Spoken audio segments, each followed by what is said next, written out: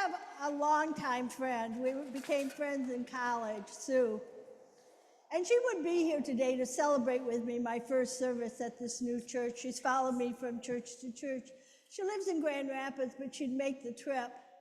However, her husband now is suffering from dementia and the last stages of cancer, so they gave up a car and she can't leave him. But she texted me and said, "How are you preparing your sermon? I think of you because of all the awful stuff that happened this week." And I responded, "I'm praying a lot." Because it is a sad time for this country. You know, as we celebrated the 4th of July, it was with mixed emotions. And wherever I've traveled, people have talked to me about their own pain and how they're feeling about what's going on in this nation. And I've always tried to walk a delicate road because I don't like politics, and yet we're forced into them. And one of the things that, as I saw the readings today and had to think about, what do you say when we know that people are going to be cut off Medicaid, when we see that people who through no fault of their own, just wanting a better life, are being arrested and torn away from families.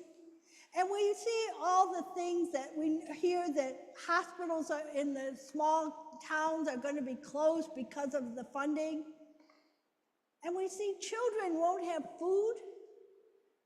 Kids like my great niece, who is autistic, who is so difficult to get ready for school, but they know she'll have food when she gets there. Because everyone gets fed. Everyone. They don't make a difference between where the finances come in your family. Everyone gets fed on that food program, and that's not going to happen anymore. And I think about, well, how do we do what we do? How do we continue? And I think back to the history. I'm not a great history person because I don't memorize dates that I can look up. But I do know about the people and what went on. I'm very fascinated with that. And one of the things I know is this country was built on the pain of others. We took over this country from Native Americans, and rather than embrace them and learn from them, we tried to take away their culture.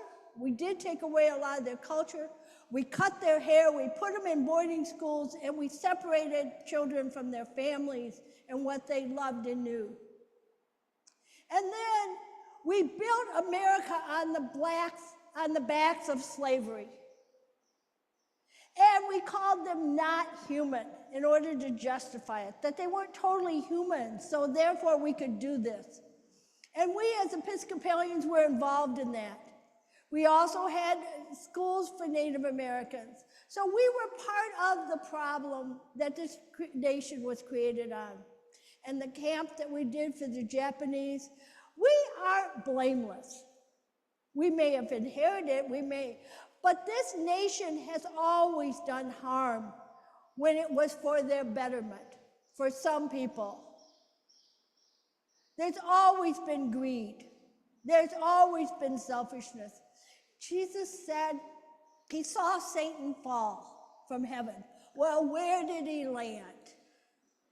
He landed among the people to do evil. And if we know that evil exists, then it is up to us to work against it. And one of the things that we know in this nation is there's always been helpers. There's always been the helpers.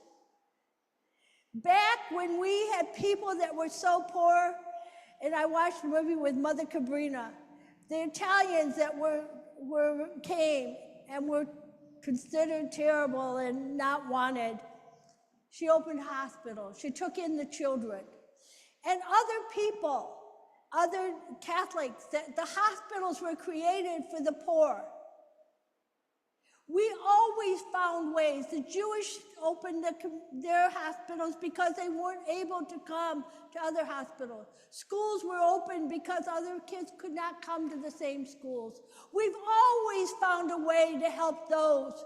There's always been the helpers who have found a way to help those who needed it the most. And it is our job as Christians to continue to be the helpers. We must not get discouraged. We must use our talents, our voice to help those right now who need it the most. We must keep our eyes open. And once your eyes are open, you can never close them again. Once you start seeing what's going on, you cannot close your eyes to it.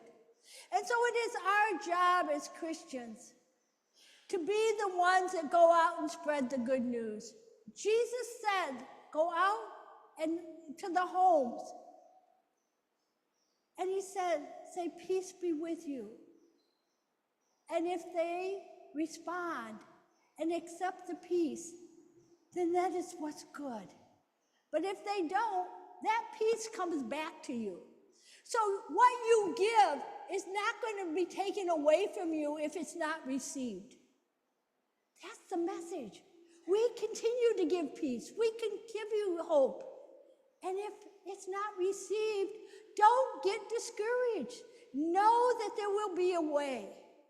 There will be some that won't listen, that don't want to hear. But there are others that are waiting for us. They're waiting for what we have to give, which is the light of Christ that rides inside of us. It's that light that we're asked to share. That's that hope. We need to be the helpers in a world that is hurting.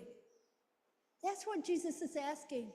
That's why he said there aren't enough of us, so continue to be those. Give hope. Do what you can. And one of the things we know is that it's going to be hard work. It is hard work. It's hard work to stand up for what we know is right and what's morally right and morally correct. But I will tell you, I have been a social worker over 60 years. I have seen things that most people should never see. I have heard stories that nobody should ever hear. And yet, in each of those stories, there was this little nugget that kept these people going. There was these little sparks of hope that they had that helped them get through the worst of it. And it was usually some person. Jesus said, when you go into the home, eat the food they give you and don't leave.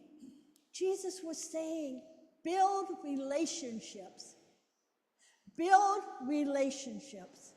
So what we're asked to do is to bring the hope and to continue to build relationships, because that is what we as Christians, that's the message, that's the good news, that we are loved by God and that God is walking with us no matter how difficult a situation is.